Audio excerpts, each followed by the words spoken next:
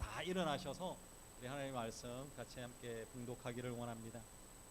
요한복음 21장 18절에서 22절의 말씀입니다. 우리 다 같이 함께 봉독하겠습니다. 같이 읽겠습니다. 내가 진실로 진실로 너에게 이르노니 내가 젊어서는 스스로 띠띠고 원하는 곳으로 다녔거니와 늙어서는 내 팔을 벌리니 남이 너에게 띠띠우고 원하지 아니하는 곳으로 데려가리라.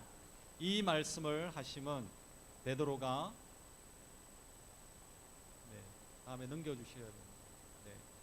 이 말씀을 하심은 베드로가 어떠한 죽임으로 하나님께 영광을 돌릴 것을 가르치심이로라. 이 말씀을 하시고 베드로에게 이르시되 나를 따르라 하시니 베드로가 돌이켜 예수께서 사랑하시는 그 제자가 따르는 것을 보니 그는 만찬석에서 예수의 품에 의지하여 주님을 파는 자가 누구 오리니까 묻던 자더라. 이에 베드로가 그를 보고 예수께 여짜오되 주님, 이 사람은 어떻게 되겠사옵나이까? 예수께서 이르시되 내가 올 때까지 그를 머물게 하고자 할지라도 너에게 무슨 상관이냐? 너는 나를 따르라 하시더라. 아멘. 네, 앉아주십시오. 네, 오늘 함께 나눌 말씀은 이제는 주님을 따라갑시다 라는 제목으로 같이 함께 말씀을 나누기를 원합니다. 오늘은 우리 회복 시리즈 5번째 마지막 시간입니다. 오늘 이 시간을 통하여서 우리의 마음이 또 우리의 영이 모두가 다 회복되어지는 이 복된 시간이 되어지기를 원하고 또 주님 앞에서 결단하고 주께 더 가까이 나아가는 이 복된 시간이 되어지기를 원합니다. 우리 보네퍼 목사님의 나를 따르라 라는 책이 있습니다. 이 책에 보면 주님을 따라가는 삶은 포기하는 삶이다 이렇게 표현을 하고 있습니다. 근데 여기에 보면 간단하게 포기하는 삶에 대해서 간단하게 적혀져 있는 문구가 있는데 제가 한번 간단하게 한번 읽어드리기를 원합니다.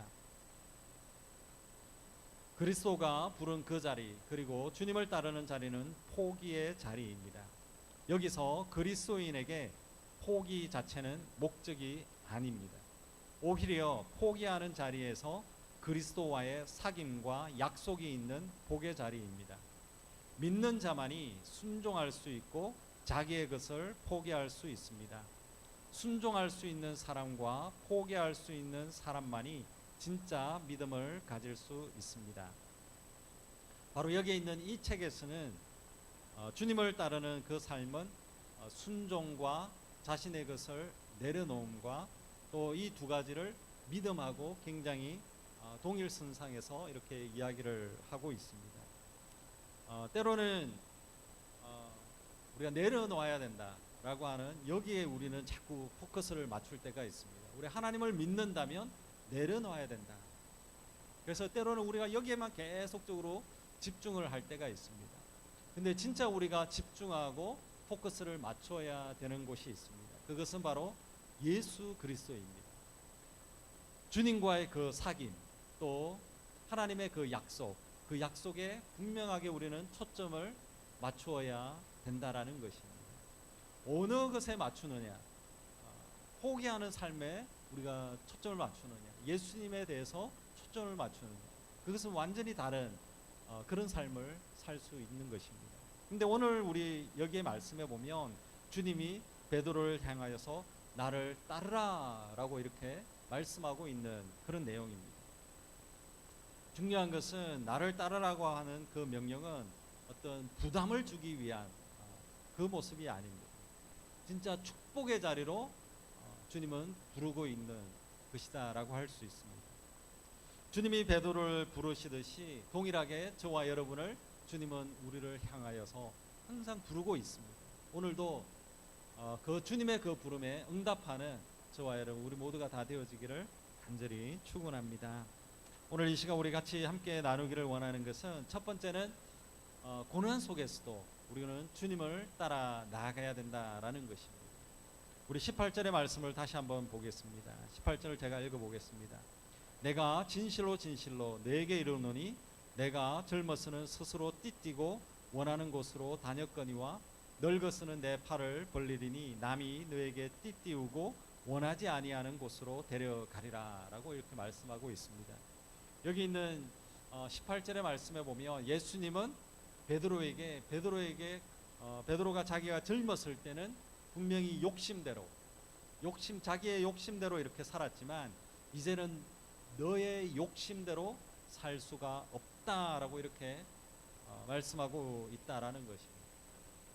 궁극적인 그 뜻이 무엇이냐 하면 19절에 그 다음 구절에 설명을 하고 있습니다. 19절을 한번 보십시오. 이 말씀을 하시면 베드로가 어떠한 죽음으로 하나님께 영광을 돌릴 것을 가르치심이러라. 이 말씀을 하시고 베드로에게 이르시되 나를 따르라. 베드로가 주님께서 주신 사명을 감당하다가 순교하고 하나님께 영광 돌릴 것이다. 이렇게 말씀을 하고 있는 것입니다. 여러분 한번 생각을 해보십시오. 베드로가 이 말씀을 들었을 때에 어떠했겠느냐라는 것입니다. 나를 따르라 라고 했던 이 말씀에 순종하며 나아갔을 때에 결국에는 순교할 것이고 순교함을 통하여서 하나님께 영광 돌릴 것이다. 여러분은 어떻겠습니까? 이 말씀을 듣는다면 여러분은 어떻겠습니까? 베드로가 이 말씀을 듣고 얼마나 당황했겠습니까?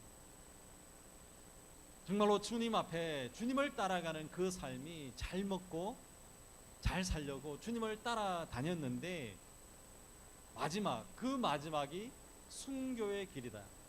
말이 안 되는 것입니다. 지금 주님이 부르고 있는데 그 마지막이 순교의 길이다. 이해가 안 되는 것입니다. 여러분 누군가에게 일을 맡기면 거기에 대해서 대가를 줄 수 있습니다. 뭐 출세할 수 있도록, 아니면 돈을 벌 수 있도록, 아니면 명예를 줄 수 있도록, 아니면 잘 먹고 잘 살 수 있도록 희망을 줘야 됩니다. 예수님께서 베드로에게 나를 따르라라고 했을 때에 네가 나를 따르면은 엄청난 축복이 있을 거야. 네가 나를 따르면은 정말로 놀라운 일이 벌어질 거야. 네가 나를 따르면 소망이 생길 거야. 그러면은 따라가는데 얼마나 좋겠습니까? 근데 베드로에게 예수님께서는 순교할 것이다. 순교를 통하여서 하나님께 영광 돌릴 것이다 라는 것입니다. 베드로가 어떤 삶을 살았습니까? 우리가 잘 알고 있듯이 베드로는 자기 자신이 손해보는 것이 싫었습니다. 그래서 예수님을 떠나갔습니다. 도망갔습니다. 그리고 예수님을 부인했던 삶을 살았다라는 것입니다. 예수님께서 십자가를 짊어지고 골고다를 올라갈 때에 분명히 예수님처럼 자기도 저렇게 십자가를 짊어지고 갈까 봐서 도망가 버렸어요. 그 근처도 가지 않았어요. 손해보지 않기 위해서 그의 인생은 살아왔습니다. 근데 이제는 예수님처럼 그 길을 가야 된다라는 것입니다. 다시 말해서 정말로 베드로는 이제 예수님처럼 십자가를 짊어지고 그 길을 따라가야 된다라는 것입니다. 여러분, 우리의 인생 가운데 주님을 따라가는 그 삶이 우리는 잘 먹고 잘 살기 위해서, 나의 욕심을 채우기 위해서 살아가고 있느냐라는 것입니다. 주님께서 나를 따르라라고 했을 때 그렇지 아니함에도 불구하고 따라갈 수 있느냐라는 것입니다. 여러분은 어떻게 생각하고 있습니까? 어떻습니까? 정말 우리가 생각하는 축복의 자리가 아니라 뭔가 이상한, 이해가 되어지지 못하는 그곳으로 주님이 우리를 콜링하고 있다면 여러분은 어떻게 생각하고 있습니까? 근데 중요한 그 사실이 있습니다. 주님은 베드로를 향하여서 순교의 자리로 초청하고 있습니다. 근데 그 길은 어찌 보면 죽음의 길처럼 보입니다. 그러나 그 길은, 순교의 그 길은 죽음으로 가는 그 길이 아닙니다. 분명히 하나님께 영광 돌리는 그 자리입니다. 순교한다라는 것, 거기에 포커스를 맞춰버리면 우리의 인생은 아무것도 남는 게 없습니다. 하나님께 영광 돌리는 그 삶에 우리는 포커스를 맞춰야 된다라는 것입니다. 먹든지 마시든지 다 무엇을 하든지 하나님의 영광을 위하여서 하라고 주님은 우리에게 말씀해 주셨습니다. 하나님의 영광을 위하여서 내가 살아간다라는 것, 그것은 엄청난 것입니다. 저와 여러분이 하나님 위해서 그렇게 쓰임받고 하나님께 영광을 돌릴 수 있다면 그 자리는 분명하게 축복의 자리가 되어질 줄로 믿습니다. 분명히 고통의 그 길이 아닙니다. 바로 주님께서 불러주신 그 길은 영광의 길입니다. 바로 주님이 불러주신 그 길은 승리의 그 길이다라고 할 수 있습니다.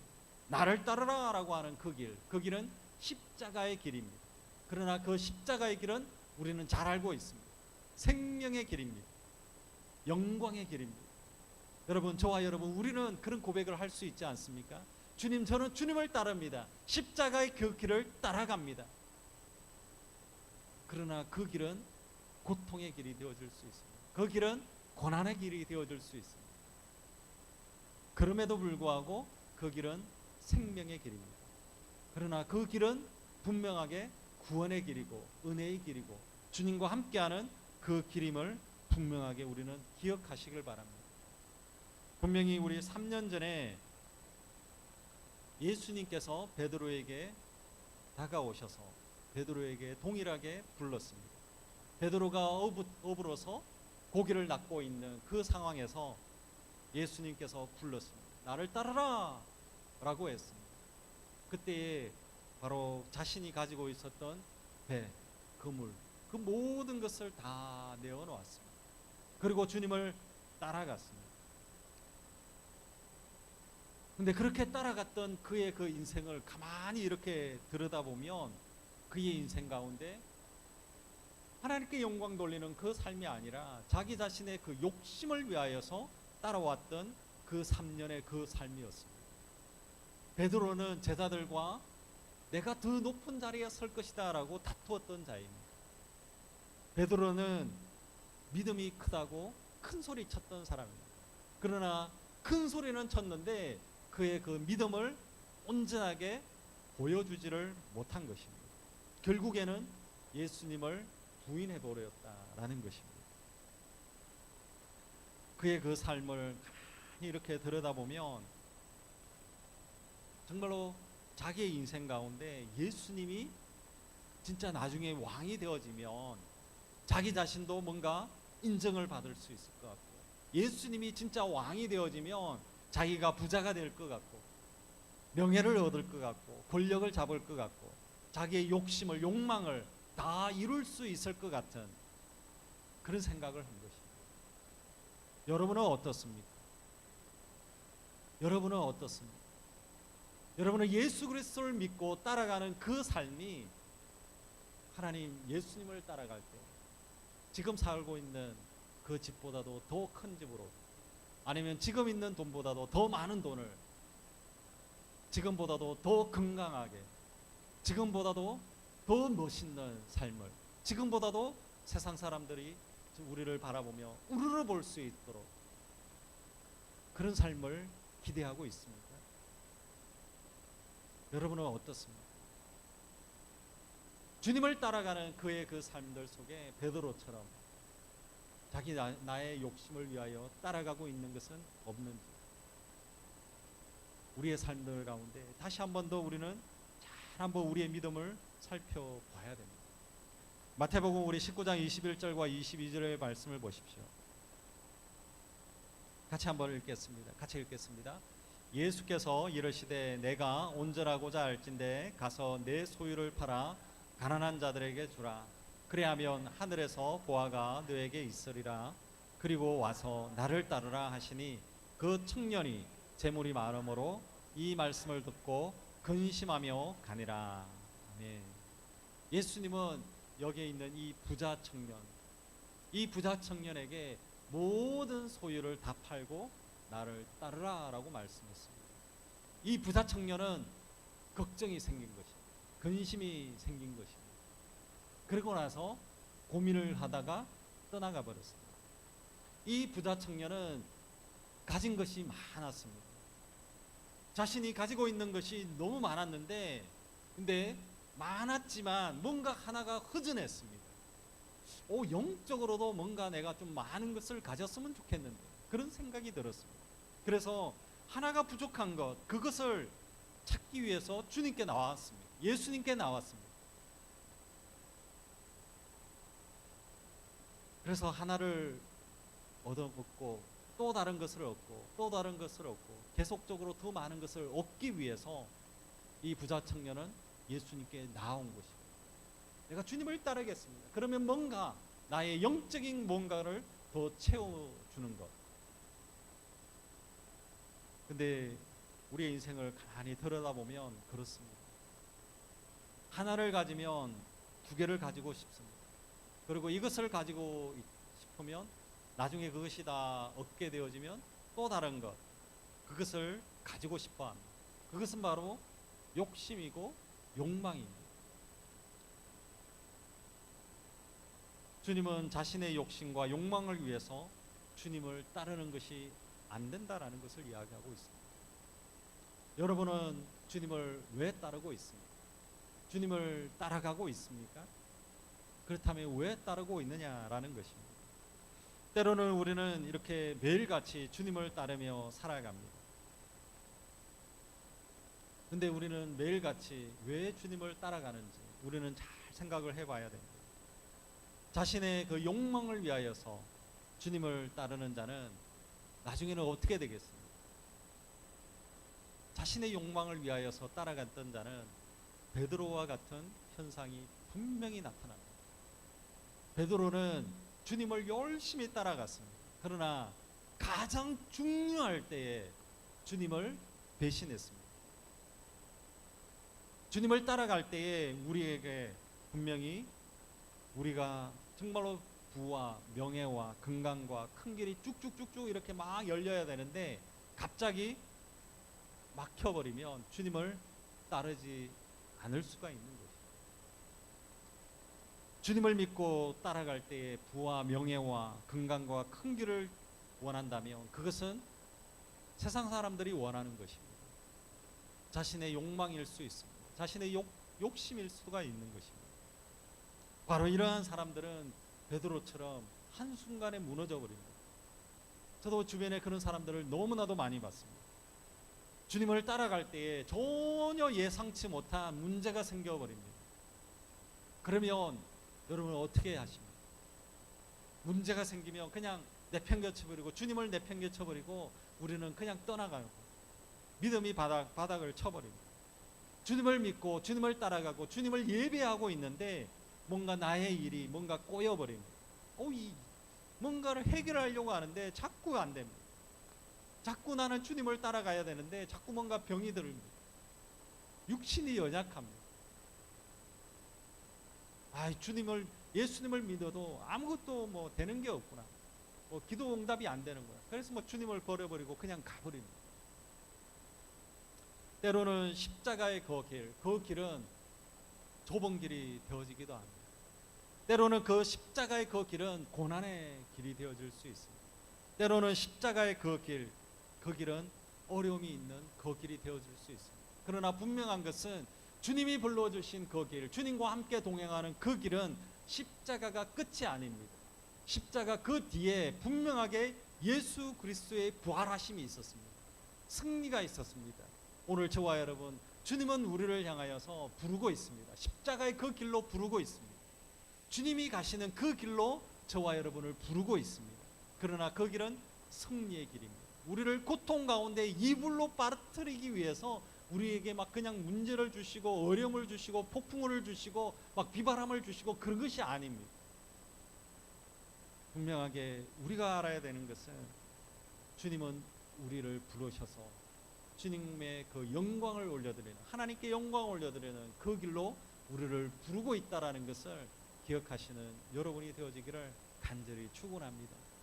정말로 멋진 찬양이 있습니다. 비바람이 앞길을 막아도.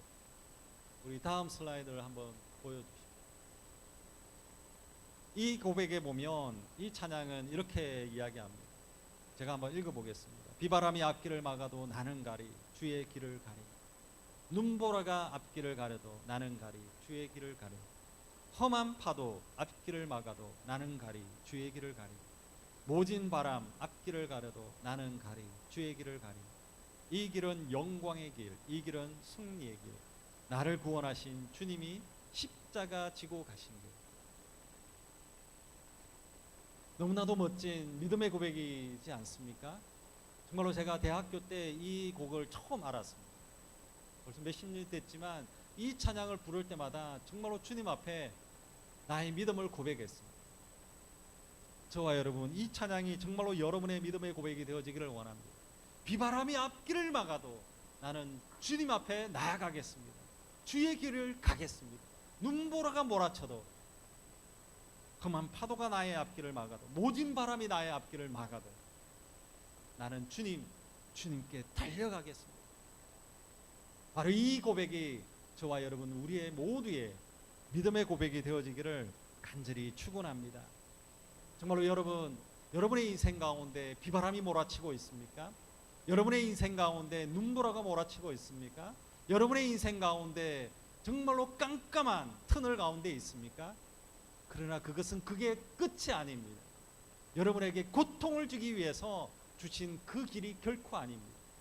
주님이 불러주신 이 길, 주님을 향하여 나아가는 그 길, 주님 앞에 예배드리며 나아가는 그 길, 주님께 영광 올려드리는 그 길은 축복의 길입니다. 주님 앞에 나아가는 그 길, 정말로 주님께 영광 올려드리는 그 길을 믿음으로 한 걸음 한 걸음 나아갈 때마다 어려움이 있을 수도 있습니다. 비바람이 몰아칠 수도 있습니다. 그러나 그 길은 주님이 동행하시는 그 길인 줄로 믿습니다. 주님과 동행하며 나아가는 그 길이 축복의 길입니다. 바로 주님과 동행하며 나아가는 그 길이 승리의 길인 줄로 믿습니다. 저와 여러분, 우리의 인생 가운데 비바람이 몰아칠 때 그 비바람을 보지 마시고 정말로 그 비바람 위에 다 통치하시는 주님을 바라보시는 저와 여러분이 되어지기를 간절히 축원합니다. 먹구름이 하늘에 가득히 있어도 저 하늘의 태양은 그대로 있습니다. 분명하게 여러분을 향한 사랑은 변함없이 늘 언제나 있음을 믿으시기를 간절히 축원합니다. 그리하여서 여러분의 인생 가운데 비바람이 몰아쳐도, 험한 파도가 몰아쳐도 주님을 바라보고 주님과 동행하며 나아가는 저와 여러분 우리 모두가 다 되어지기를 간절히 축원합니다. 아멘. 우리 두 번째는, 이제는 주님을 따라갈 때 비교하지 말고 정말로 주님만 바라보고 따라가는 우리 모두가 다 되어지기를 원합니다. 20절을 보십시오. 제가 읽어보겠습니다. 베드로가 돌이켜 예수께서 사랑하시는 그 제자가 따르는 것을 보니 그는 만찬석에서 예수의 품에 의지하여 주님을 파는 자가 누구오니까 묻던 자들아. 21절입니다. 이에 베드로가 그를 보고 예수께 여짜오되 주님, 이 사람은 어떻게 되겠사옵나이까? 예수님께서 베드로에게 이제 사명을 감당하다가 순교하고 하나님께 영광을 올릴 것이다 라고 이렇게 말씀해 주셨습니다. 이때 베드로는 그러면 주님, 그러면 이 사람은 어떻게 되겠습니까? 근데 여기서 이 사람이라고 하는 것은 요한을 이야기합니다. 다시 말해서 예수님, 요한, 바로 여기 주님께서 나를 불러주셨는데 이제 요한은 어떻게 됩니까? 요한을 부르시겠습니까? 요한도 동일하게 사명을 주시겠습니까? 요한도 주님을 따르다가 나처럼 순교하겠습니까? 아니면 요한도 하나님께 영광 돌리는 그런 삶을 살겠습니까? 그런 질문을 하고 있는 것입니다. 주님은 베드로에게 다시금 말씀하는 것입니다. 분명히 베드로는 주님을 바라봐야 되는데 예수님을 바라보지 못하고 옆에 있는 요한을 보고 있는 것입니다. 옆에 있는 사람들을 보고 있는 것입니다. 근데 여러분, 이 요한은 굉장히 특별한 사람입니다. 요한이 어떤 존재인지 아십니까? 요한이 예수님에게 어떤 존재인지 아십니까? 요한은 정말로 예수님의 특별한 사랑을 받았던 사람이 요한이었습니다. 그래서 아마 베드로는 라이벌 의식을 가졌을 수도 있습니다. 요한은 사랑이 많은 제자입니다. 베드로는 굉장히 막 혈기왕성한 그런 사람이라고 하면, 요한은 사랑이 굉장히 많은 사람, 성격이 완전히 다른 사람입니다. 요한은 예수님의 품에 탁 이렇게 안겨 있는 그런 것을 좋아했습니다. 예수님이 잡히던 그 밤에 제자들은 다 도망갔습니다. 그러나 요한은 좀 특별했습니다. 요한은 예수님이 십자가에 매달릴 때에 십자가 아래까지 갔습니다. 그리고 요한은 예수님의 그 어머니와 함께 거기 십자가 앞에까지 나아갔습니다. 그리고 십자가에 매달린 예수님께서 십자가에 매달려 있는데, 예수님께서 요한에게 한 가지 부탁을 했습니다. 나의 어머니 마리아를 부탁한다. 이렇게도 이야기했습니다. 그 정도로 이 요한은 예수님의 신뢰를 받았던 자입니다. 그리고 예수님의 그 부활 소식을 들었을 때 베드로보다도 더 먼저 그 무덤에 갔던 사람이 요한이었습니다. 또 우리 지난 시간에 이야기했듯이 예수님이 부활하셨을 때 바로 제자들이 예수님이 그 제자들 앞에 나타났을 때에 저 해변에 있는 예수님을 제일 먼저 알아본 사람이 요한이었습니다. 어찌 보면 이 베드로와 요한을 이렇게 비교해 보면 베드로는 굉장히 실수가 많은 사람입니다. 좀 부족합니다. 큰 소리는 뻥뻥 치는데 실수가 너무 많습니다.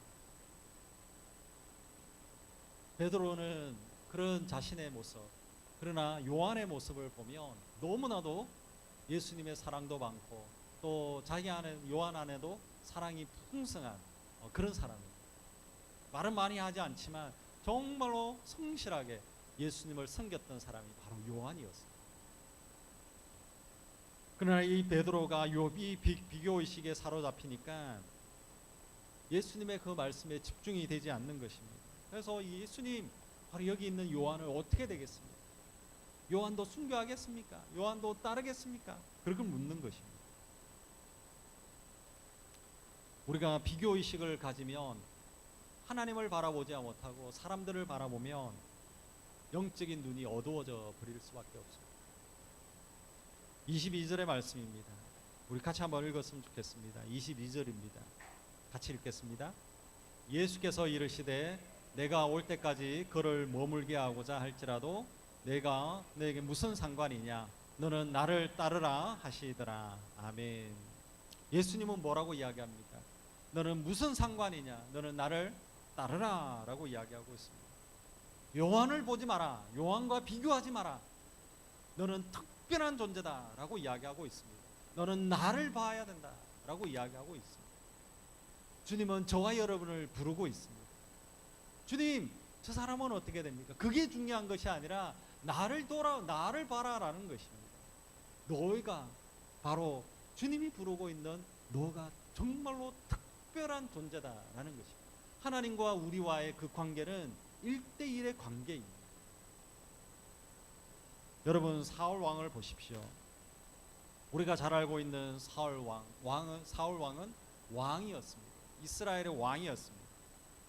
거기에 다윗이 있었습니다.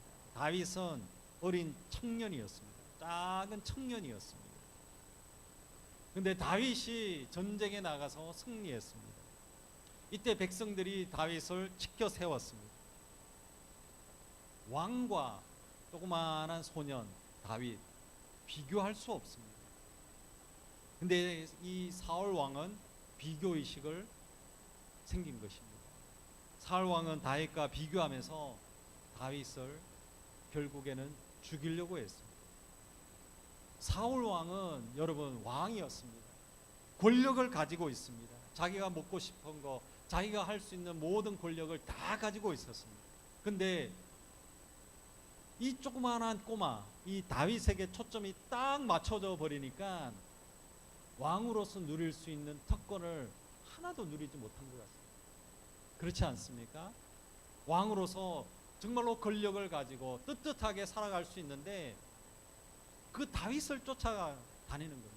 온 사막을 다 쫓아다니면서 다윗 한 명 죽이려고 막 쫓아다니는 겁니다. 비교의식에 사로잡히면 아무것도 할 수 없는 것입니다.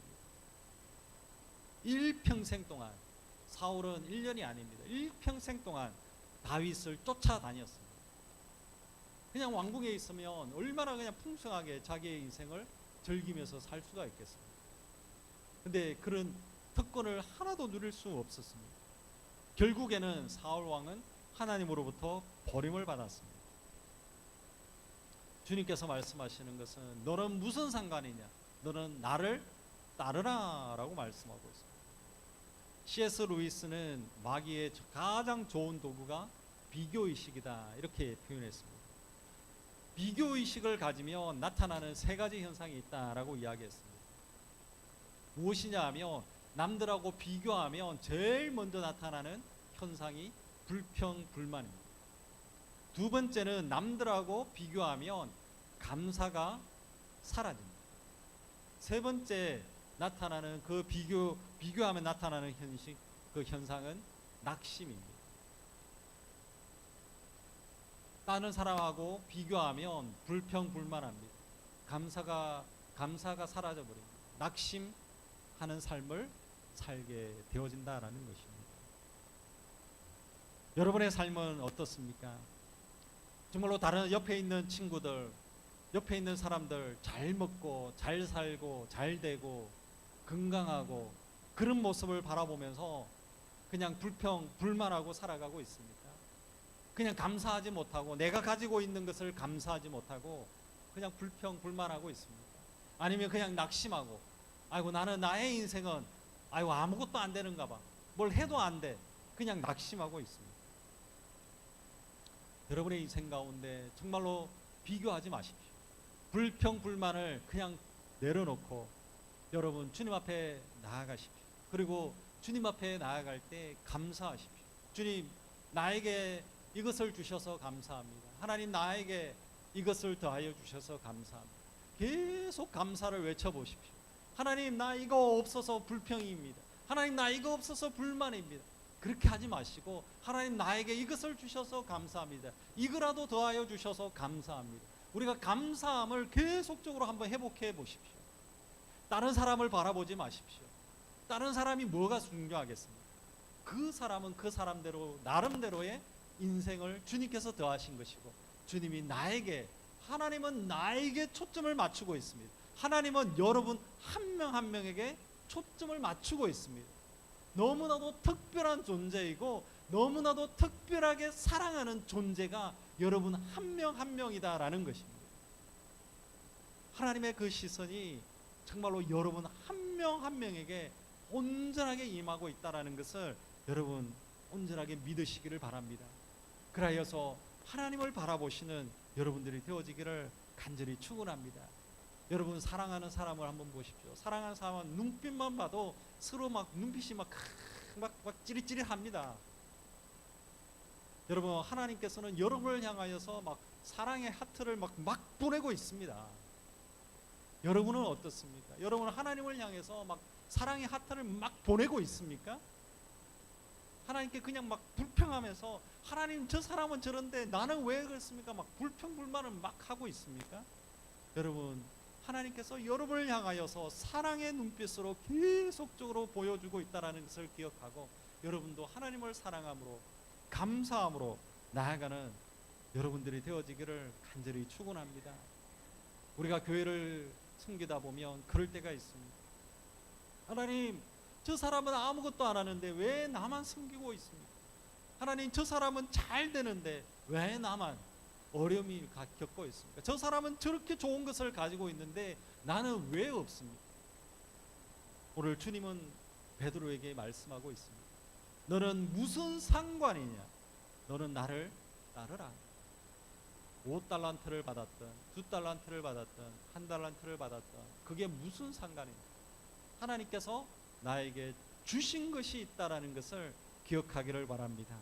그래서 여러분 정말로 우리가 세상을 바라보지 마시고 다른 사람을 바라보지 마시고 여러분 앞에 놓여있는 홍해를 바라보지 마시고 여러분 앞에 놓여 있는 여러 고성을 바라보지 마시고 주님을 바라보는 여러분들이 되어지기를 간절히 축원합니다.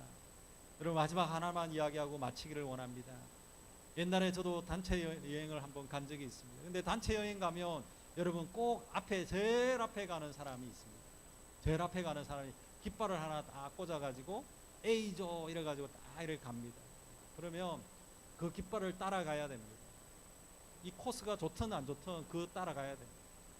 근데 저 옆에 깃발이 막 화려한 깃발이 있어가지고 너무 좋은 겁니다. 그러면 나 저기가 더 좋아 보이는데 이렇게 따라가면 엉뚱한 길로 갑니다. 여러분 주님은 우리의 깃발이 되어 주십니다. 분명히 주님이 우리를 향하여서 깃발을 들고 우리의 앞을 향해 나아가고 있습니다. 여러분 주님을 따라가는 저와 여러분들이 되어지기를 간절히 축원합니다. 주님이 흔들고 있는 그 깃발을 따라갈 때에 그 길은 항상 열린 문을 더하여 주실 줄로 믿습니다. 주님이 흔드는 그 깃발을 향하여 따라갈 때 하나님의 뜻으로 하나님께서 인도하여 주시는 그 길로 가실 줄로 믿습니다. 우리가 한눈 팔면 되지 않습니다. 옆길을 보지 마시고 주님만 따라가고 정말로 비바람이 몰아치는 그 속에서도 주님만 따라가는 저와 여러분 우리 모두가 다 되어지기를 간절히 축원합니다. 이 시간 우리 같이 한번 기도했으면 좋겠습니다. 우리 같이 기도할 때에 첫 번째는 고난 속에서도 주님을 따라야 된다라고 했습니다. 여러분 정말로 우리의 그 가는 그 길, 십자가의 그 길은 영광의 길이요 승리의 그 길이라고 했습니다. 여러분 안에 있는 어려움과 고난과 힘든 것과 어려움이 있다면 하나님 앞에 나아가기를 원합니다. 이 길을 잘 버틸 수 있는 힘을 주십시오. 또한 주님을 따라가는데 한눈 팔지 않기를 우리가 기도했으면 좋겠습니다. 비바람이 앞길을 막아도 내가 주님 앞에 나아갑니다. 그 믿음의 고백으로 나아갔으면 좋겠습니다. 두 번째는 비교하지 말고 주님을 따라라고 했습니다. 오늘 저와 여러분 우리 안에 불평불만하고 있는 것을 주님 앞에 내려놓고 감사하지 못하는 것을 주님 앞에 내려놓고 낙심하는 것을 주님 앞에 내려놓았으면 좋겠습니다. 그래서 오늘도 우리의 입술이 감사함으로 넘치게 해달라고 같이 한번 기도하기를 원하고 세상의 즐거움이든 세상의 유혹이든 그것을 바라보지 않고 주님만 바라보고 살아가는 우리의 삶이 되어질 수 있도록 믿음의 고백으로 우리 함께 기도하기를 원합니다. 우리 같이 주님의 이름을 우리 힘차게 부르고 같이 한번 통성으로 같이 기도하기를 원합니다. 같이 기도하겠습니다. 주여 하나님 아버지 감사합니다. 오늘도 이 시간 주님 앞에 나아갑니다. 우리의 영혼이 하나님 부족하고 우리의 영혼이 주님 앞에 아버지 부족한 것이 너무